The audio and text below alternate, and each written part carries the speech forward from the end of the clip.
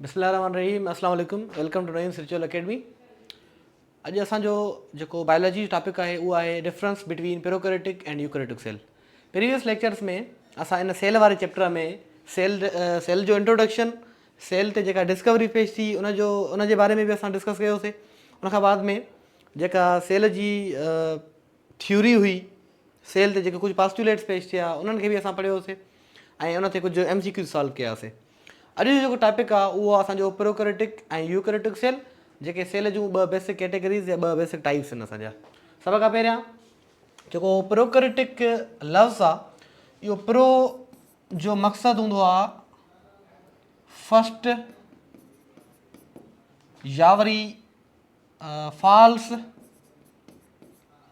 या वरी इनकम्प्लीट, ऐं जेको पुठियां लफ़्ज़ अचे थो कैरियोटिक मतिलबु कैरियॉन, इन कैरियॉन जो मक़सदु हूंदो आहे न्यूक्लियस, मतिलबु अहिड़ो सेल जंहिंमें असांजो फॉल्स या इनकम्प्लीट न्यूक्लियस हुजे। ॾिसो लिखियल आहे, the nucleus possess a primitive type of nucleus that is not bounded by a nuclear membrane। तव्हां सिंपली ईअं चई सघो था, अहिड़ो सेल जंहिंजो जेनेटिक मटीरियल मतिलबु DNA कंहिं बि न्यूक्लियर मेम्ब्रेन सां बाउंड न थियल हुजे त उहो असांजो प्रोकैरियोटिक सेल हूंदो आहे। हाणे ॾिसो, जंहिं बि सेल में प्रोकैरियोटिक सेल जंहिं बि सेल में असांजो DNA या जेनेटिक मटीरियल बाउंड न थियल हूंदो कंहिं मेम्ब्रेन सां, त असांजो उहो कंसीडर थींदो फॉल्स सेल या प्रोकैरियोटिक सेल। हे जेको प्रोकैरियोटिक सेल हूंदो उहो असांजो सिंपल या प्रिमिटिव हूंदो। सिंपल या प्रिमिटिव मतिलबु एडवांस या एफिशिएंट टाइप न हूंदो, सिंपल हूंदो तमामु। हिन में सेल में जेको न्यूक्लियोप्लाज़्म हूंदो आहे, न्यूक्लियोप्लाज़्म मक़सदु हूंदो आहे द फ्लूइड ऑफ न्यूक्लियस, जंहिंमें कुझु प्रोटीन्स वग़ैरह या डिज़ॉल्व सब्सटेंसेस हूंदो आहे असांजो जेनेटिक मटीरियल, उहो न्यूक्लियोप्लाज़्म हिन प्रोकैरियोटिक सेल में एब्सेंट हूंदो। न्यूक्लियोलस जेका डार्क बॉडी आहे, जेका न्यूक्लियस जे अंदरि पोर्स आहिनि जंहिंमें असांजी राइबोसोम्स जी फॉर्मेशन थींदी आहे, उहो न्यूक्लियोलस बि हिन प्रोकैरियोटिक सेल में एब्सेंट हूंदो। उनखां बाद में जेको जेनेटिक मटीरियल हूंदो हिन में प्रोकैरियोटिक सेल में, उहो जेनेटिक मटीरियल सर्कुलर हूंदो सिंपल, ऐं उन जेनेटिक मटीरियल खे असां मोस्टली नालो ॾींदा आहियूं न्यूक्लियोइड। ओके, ॿी मेन ॻाल्हि, प्रोकैरियोटिक सेल में जेके मेम्ब्रेन बाउंडेड ऑर्गेनेल्स हूंदा आहिनि, सेल जा जेके ऑर्गेनेल्स हूंदा आहिनि उन्हनि मां कुझु सिंगल मेम्ब्रेनस ऑर्गेनेल हूंदा आहिनि, कुझु असांजा डबल मेम्ब्रेनस ऑर्गेनेल हूंदा आहिनि, ऐं कुझु नॉन मेम्ब्रेनस ऑर्गेनेल हूंदा आहिनि। सो प्रोकैरियोटिक सेल में जेके असांजा मेम्ब्रेन बाउंडेड ऑर्गेनेल हूंदा आहिनि उहे टोटली एब्सेंट हूंदा आहिनि। मेम्ब्रेन बाउंडेड ऑर्गेनेल कहिड़ा हूंदा आहिनि असांजा, जीअं असांजो थी वियो एंडोप्लाज़्मिक रेटिक्यूलम, मेम्ब्रेन बाउंडेड आहे, उहो हिन प्रोकैरियोटिक सेल में एब्सेंट हूंदो। उनखां बाद में गोल्जी कॉम्प्लेक्स थी वई असांजी, जंहिंखे असां गोल्जी बॉडीज़ बि चवंदा आहियूं, डिक्टोज़ोम बि चवंदा आहियूं, उहो बि प्रोकैरियोटिक सेल में एब्सेंट हूंदो। माइटोकॉन्ड्रिया थी वियो, उहो बि असांजो हिन में एब्सेंट हूंदो, पावर हाउस ऑफ सेल आहे। इन जी जॻह ते इन जो जेको फंक्शन परफॉर्म थींदो उहो मां तव्हांखे बाद में ॿुधायां थो त कहिड़ियूं कहिड़ियूं स्ट्रक्चर्स हूंदियूं जेके बाद में फंक्शन परफॉर्म कंदियूं। प्लास्टिड्स थी विया, उहे प्लास्टिड्स जेके जीअं क्लोरोप्लास्ट आहे असांजो, उहो बि हिन प्रोकैरियोटिक सेल में एब्सेंट हूंदो।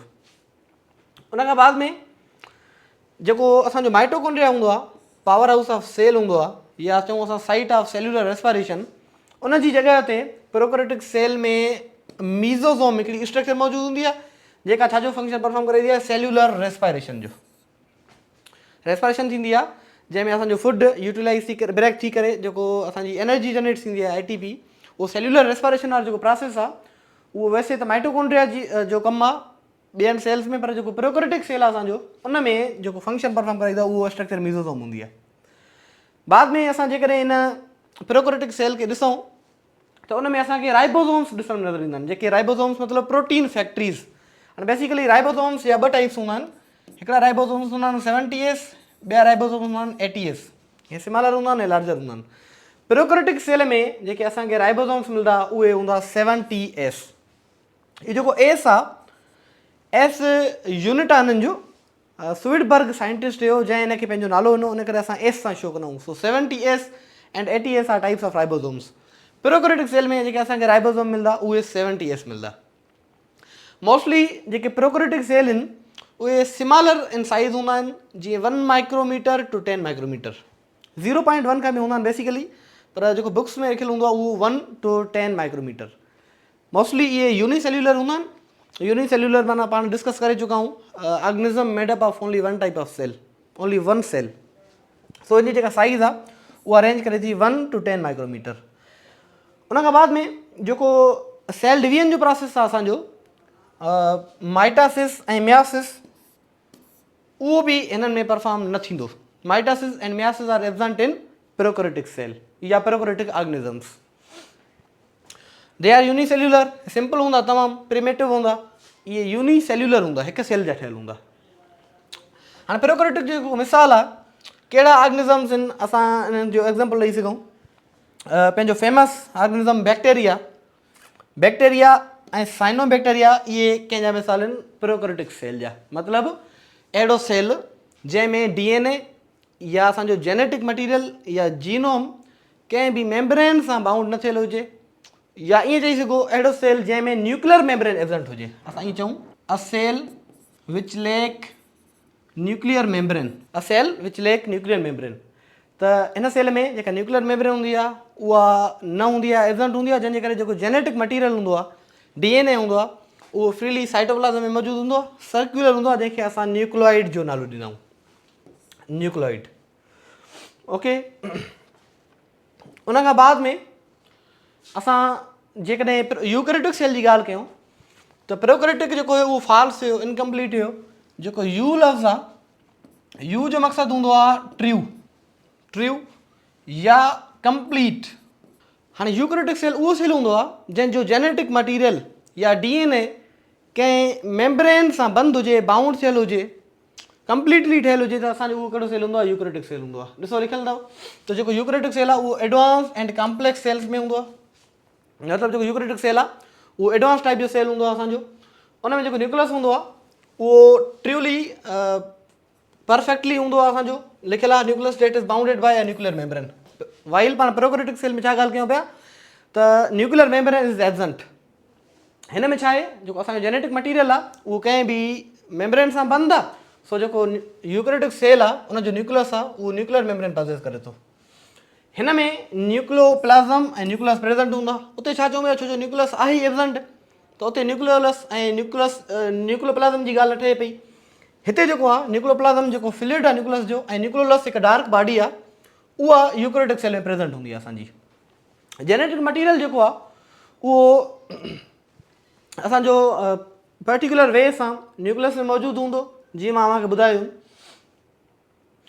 ऐं इन खां पोइ ॻाल्हि कयूं मेम्ब्रेन बाउंडेड ऑर्गेनेल्स जी। हाणे जेके मेम्ब्रेन बाउंडेड ऑर्गेनेल्स हुया उहे असांजा हिन में टोटल प्रेजेंट हूंदा। माइटोकॉन्ड्रिया थी वियो, क्लोरोप्लास्ट, गोल्जी बॉडी, इहे हिननि में प्रेजेंट हूंदा जेके मेम्ब्रेन बाउंडेड हूंदा आहिनि। मीज़ोज़ोम में हिकु असांजी स्ट्रक्चर हुई जेका फंक्शन परफॉर्म कराए पई माइटोकॉन्ड्रिया जो, ऐं यूकैरियोटिक सेल में माइटोकॉन्ड्रिया मौजूदु आहे। सो मीज़ोज़ोम जेके हूंदा उहे असांजा एब्सेंट हूंदा। अच्छा, ऐं जेको यूकैरियोटिक सेल आहिनि इहे असांखे कुझु यूनिसेल्यूलर बि मिलंदा ऐं कुझु असांखे मल्टी सेल्युलर बि मिलंदा। असां जीअं अमोबा आहे, अमोबा यूनिसेल्युलर आहे, असांजी यूकैरियोटिक सेल आहे। ऐं असां ह्यूमन्स आहियूं, असां मल्टी सेल्युलर आहियूं। थोरे तव्हां प्लांट ॾिसो, प्लांट ऐं एनिमल सेल जेके आहिनि उहे असांजा छा आहिनि, यूकैरियोटिक सेल आहिनि। साइज़ जी ॻाल्हि कयूं त हिननि जी साइज़ मोस्टली 1 to 1000 माइक्रोमीटर, वैसे 1 to 100 बि लिखियो वेंदो आहे, पर कुझु अहिड़ा प्लांट्स आहिनि जियांट जेके असांखे 1000 माइक्रोमीटर जी साइज़ में मिलंदा आहिनि, उन्हनि जो सेल जो एतिरी साइज़ हूंदी आहे। सो मोस्टली 1 to 100 माइक्रोमीटर बि लिखियो हूंदो आहे। इन करे तव्हां इहा ॻाल्हि माइंड में रखी छॾियो त 1 to 100 बि ऐं 1 to 1000 माइक्रोमीटर बि थी सघे थो। राइबोसोम्स जी ॻाल्हि कयूं त जेको यूकैरियोटिक सेल हूंदो उहो ATS राइबोसोम्स पॉसेस कंदो आहे। ATS राइबोसोम जेके हुया उहे लार्जर तव्हांजा राइबोसोम हुया। ATS एस जो मां तव्हांखे कॉन्सेप्ट ॾेई हुयुमि, स्वीडबर्ग साइंटिस्ट हुयो, इन्हनि शयुनि इन्हनि टाइप्स जे बारे में ॿुधायो, इन करे इन एस सां नालो ॾेई छॾियो। ऐं इन जा कुझु सब यूनिट बि हूंदा आहिनि 70 ऐं 80 जा, असां उन्हनि खे राइबोसोम ऑर्गेनेल्स वारे टॉपिक में कवर कंदासीं। अच्छा, उन में माइटासिस ऐं मियासिस उहा एब्सेंट हुई। प्रोकैरियोटिक जेको सेल हुयो उहो बाइनरी फिशन कंदा आहिनि। मोस्टली जेके यूनिसेलर हूंदा आहिनि, सिंपल हूंदा आहिनि तमामु, उहो बाइनरी फिशन कंदा आहिनि। हिकिड़ो ऑर्गेनिज़म ॿिनि ऑर्गेनिज़म में स्प्लिट थी वेंदो आहे, मतिलबु हिकिड़ो सिंपलेस्ट वे आहे। पर यूकैरियोटिक सेल जेको आहे, छो त एडवांस्ड एंड कॉम्प्लेक्स सेल आहे, इन्हनि में असांजो माइटासिस ऐं मियासिस जो जेको प्रोसेस आहे सेल डिवीजन जो, उहो परफॉर्म थींदो आहे। इन जा जेके मिसाल आहिनि यूकैरियोटिक सेल जा उहे कहिड़ा आहिनि? असांजो प्लांट सेल बि यूकैरियोटिक सेल आहे, एनिमल सेल बि यूकैरियोटिक सेल आहे, ऐं असांजो फंगस सेल बि यूकैरियोटिक सेल आहे। यूकैरियोटिक सेल मतिलबु तव्हां ईअं यादि रखी छॾियो, अहिड़ो सेल जंहिंमें ट्रियो न्यूक्लियस हुजे। हाणे ट्रियो न्यूक्लियस जो हिते असां कंसेप्ट ईअं ॾेई सघूं था त जेको उनजो DNA आहे उहो मेम्ब्रेन सां बाउंड थियल हुजे, न्यूक्लियर मेम्ब्रेन सां बाउंड थियल हुजे। हाणे न्यूक्लियर मेम्ब्रेन सां बाउंड थियल हूंदो त असां उनखे कंसीडर कंदासीं त इहो ट्रियो न्यूक्लियस आहे। ट्रियो न्यूक्लियस छो? छो जो हुन में DNA प्रॉपर वे में कंहिं न्यूक्लियर मेम्ब्रेन सां बाउंड थियल आहे। छो जो ऐं प्रोकैरियोटिक सेल में ॾिसो, प्रोकैरियोटिक में जेको आहे न्यूक्लियर मेम्ब्रेन एजेंट हुई ऐं जेको जेनेटिक मटीरियल हुयो उहो असांखे फ्रीली साइटोप्लाज़म में मिले पियो। किथे बि यूनिसेलर हुयो, किथे बि जॻह ते असांखे जेनेटिक मटीरियल मिले पियो जंहिंखे नालो ॾियूं पिया न्यूक्लियोइड। सो हिते डिफरेंस आहे इहो, हिते जेको आहे असांजो जेको जेनेटिक मटीरियल हूंदो उहो असांखे न्यूक्लियस में ई मिलंदो, nucleus in the form of chromatin material. So plant, animal and fungus are types of eukaryotic cell. हे तव्हांजे साम्हूं कुझु स्ट्रक्चर आहे, हीअ स्ट्रक्चर जेका आहे उहा बैक्टीरिया जी आहे। बैक्टीरिया में ॾिसो सेल वॉल बि हूंदी आहे, हे उनजो जेनेटिक मटीरियल न्यूक्लियोइड जंहिंखे असां जेनेटिक मटीरियल कंसीडर कयूं था। उन खां बाद में राइबोसोम्स, सेल मेम्ब्रेन हूंदी आहे हिनखे, ऐं हिन जी हिकु स्ट्रक्चर हूंदी आहे फ्लैजिला जेका हिनखे मूवमेंट कराईंदी आहे। So this is prokaryotic cell named as a bacteria and this one is animal cell which is eukaryotic cell. Animal cell पाण डिस्कस करे चुका आहियूं, उन में असां वैक्यूल जी ॻाल्हि कईसीं, माइटोकॉन्ड्रिया जी, लाइसोसोम जी, साइटोप्लाज़म जी, इन्हनि ऑर्गेनेल्स खे पाण डिफरेंट तरीक़े सां पढ़ंदासीं नेक्स्ट टॉपिक में। पर हे हिन जी स्ट्रक्चर तव्हां ॾिसी सघो था, जेका हीअ बैक्टीरिया आहे, bacteria is prokaryotic cell while plant or animal cell is eukaryotic cell। हे भी सेम आहे तव्हांजी, हे तव्हांजो बैक्टीरिया मतिलबु प्रोकैरियोटिक सेल, उन खां बाद में हे जेको आहे असांजो इहो यूकैरियोटिक सेल आहे। सो कुझु MCQs आहिनि, असां उन्हनि खे सॉल्व कंदासीं। नंबर 1 आहे सेल्स लेकिंग अ ट्रियो न्यूक्लियस। वेरी सिंपल आहे, पाण डिस्कस कयोसीं अगाड़े, चयोसीं हिकिड़े सेल में ट्रियो न्यूक्लियस आहे, हिकिड़े सेल में फॉल्स न्यूक्लियस आहे।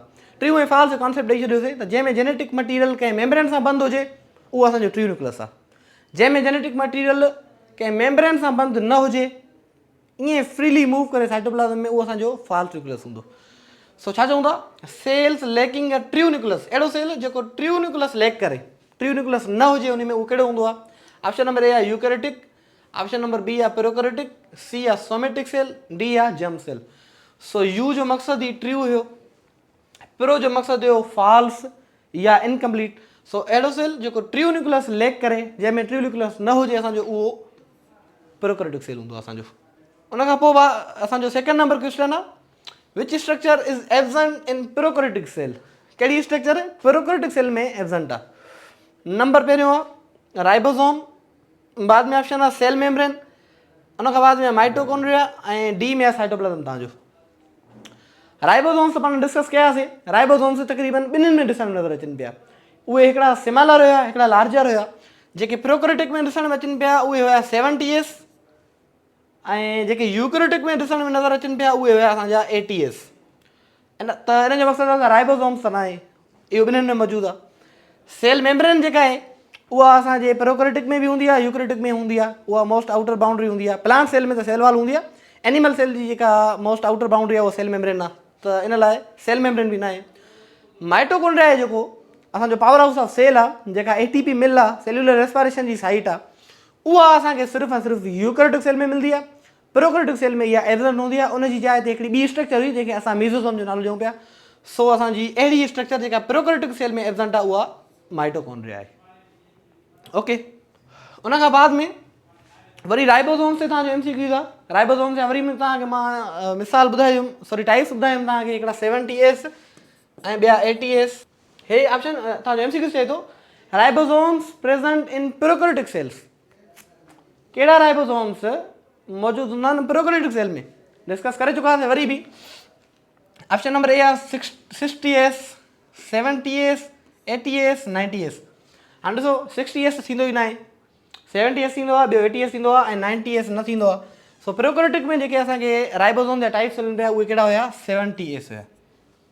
70S इन्हनि जा वैसे सब यूनिट थींदा आहिनि, हिकिड़ो हूंदो आहे 50S, ॿियो 30S।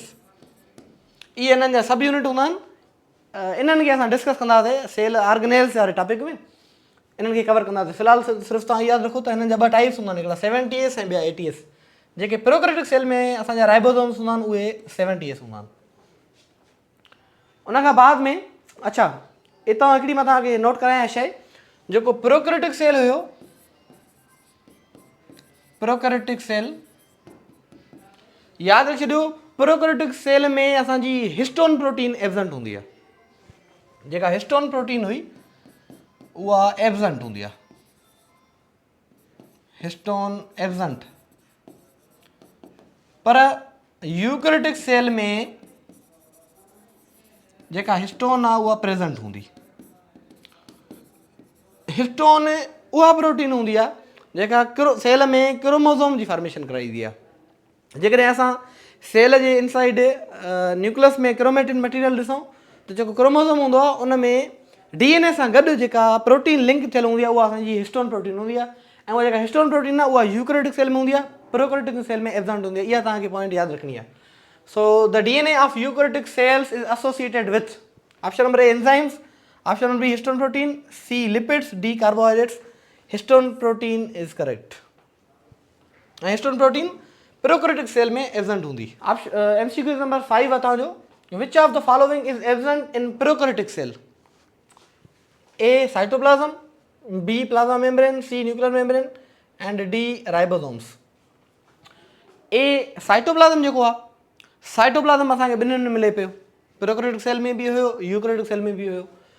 प्लाज्मा मेम्ब्रेन जंहिंजो ॿियो नालो सेल मेम्ब्रेन आहे, इहा मोस्ट आउटर बाउंड्री आहे, उहा असांखे ॿिन्हिनि में मिले पई, प्रोकैरियोटिक में बि मिले पई ऐं यूकैरियोटिक सेल में मिले पई।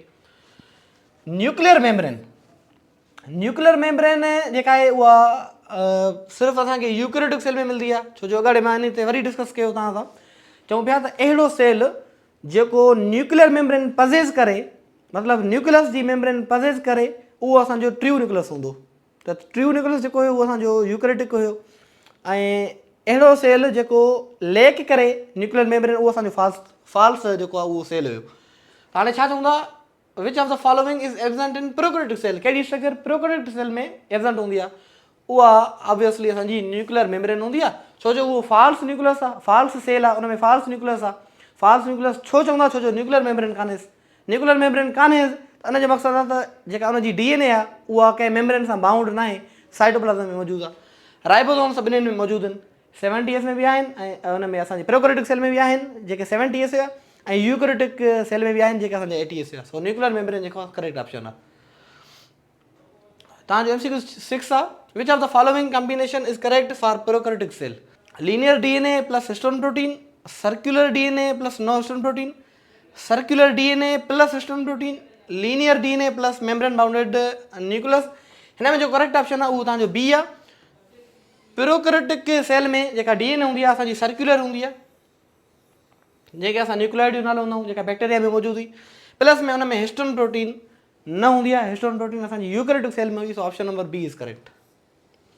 प्रोकैरियोटिक सेल में सर्कुलर DNA हूंदी, प्लस में हिस्टोन प्रोटीन एब्सेंट। उन खां पोइ 7 नंबर तव्हांजो MCQ आहे, which of the following organelle is responsible for ATP production and is absent in prokaryotes? अहिड़ी स्ट्रक्चर जेका रेस्पॉन्सिबल हुजे ATP प्रोडक्शन लाइ, मतिलबु एनर्जी खे जनरेट करण लाइ, पर उहा प्रोकैरियोटिक सेल में एब्सेंट हुजे। ओके, ॾिसूं था। नंबर पहिरियों गोल्गी अपैरेटस। गोल्गी अपैरेटस जो कमु इहो न आहे त उहो ATP जनरेट कराए, उनजो जेको कमु आहे उहो सीक्रेशन आहे या वेसिकल्स खे फॉर्म कराइणो आहे। लाइज़ोसोम जो कमु आहे इहो डाइजेशन कंदो आहे, इंट्रासेल्युलर डाइजेशन, जेको ऑप्शन नंबर सी आहे। माइटोकॉन्ड्रिया, इहो करेक्ट ऑप्शन आहे तव्हांजो। माइटोकॉन्ड्रिया जेको आहे पावर हाउस ऑफ सेल आहे, ATP मिल आहे, असांखे एनर्जी जनरेट करे ॾिए थो, energy in the form of ATP। So ATP production जेको आहे उहो कमु आहे माइटोकॉन्ड्रिया जो। ऐं इहो पाण पढ़ी आयासीं त माइटोकॉन्ड्रिया जेका हुई उहा प्रोकैरियोटिक सेल में एब्सेंट हुई। So option number C mitochondria is correct. Last तव्हांजो 8 नंबर MCQ आहे, which feature is common to both prokaryotic and eukaryotic cell? Option number A आहे न्यूक्लियस, बी आहे mitochondria, C ribosomes and D Golgi apparatus. Nucleus main शइ आहे जेका differentiate करे थी prokaryotic ऐं यूकैरियोटिक सेल खे। प्रोकैरियोटिक सेल में न्यूक्लियस एब्सेंट आहे छो जो न्यूक्लियर मेम्ब्रेन न आहे, ऐं यूकैरियोटिक सेल में न्यूक्लियस आहे, इन करे हे त न आहे। माइटोकॉन्ड्रिया जेका आहे इहा असांजी पावर हाउस ऑफ सेल आहे। इहो यूकैरियोटिक सेल में आहे, प्रोकैरियोटिक में न आहे, पर उनजी जॻह ते ॿी शइ आहे मीज़ोसोम जंहिंखे असां चवंदा आहियूं, इन करे हे बि न आहे। सी राइबोसोम जेको आहे, राइबोसोम पढ़ी आयासीं त प्रोकैरियोटिक में हुयो 70S ऐं यूकैरियोटिक में हुयो असांजो 80S। सो इहा जेका स्ट्रक्चर आहे इहा कॉमन आहे ॿिन्हिनि में, राइबोसोम्स में। सो इन करे option number C is correct. Golgi apparatus न आहे। राइबोसोम जेको आहे ॿिन्हिनि में मौजूदु हूंदो आहे, प्रोकैरियोटिक में बि ऐं यूकैरियोटिक में बि। So that's all about prokaryotic and eukaryotic cell. Next जेको लेक्चर हूंदो उहो असांजो हूंदो सेल ऑर्गेनेल्स, जंहिंमें असां शुरूआति कंदासीं साइटोप्लाज़म खां। उन खां बाद में जेके उन में ऑर्गेनेल्स अची वञनि था, माइटोकॉन्ड्रिया थी वियो या लाइज़ोसोम थी वियो, वैक्यूल थी वियो, राइबोसोम्स थी विया या गोल्गी बॉडीज़ थी वई, उन्हनि खे असां एग्ज़ाम पॉइंट ऑफ व्यू खां कवर कंदासीं। ऐं इन्हनि जा जेके हे ॿ टॉपिक थी विया असांजा सेल इंट्रोडक्शन खां वठी इन प्रोकैरियोटिक ऐं यूकैरियोटिक सेल ताईं, इन्हनि जा कुझु तव्हांखे प्रैक्टिस MCQs अॼु मां सेंड कंदुमि, उहे तव्हां सॉल्व करण जी कोशिशि कयो त जीअं अव्हांजो कॉन्सेप्ट क्लियर थिए। ऐं नेक्स्ट डे ते उन्हनि जी मां की ठाहे करे मोकिलींदुमि त जीअं अव्हांजा कॉन्सेप्ट क्लियर थी वञनि। Thank you so much.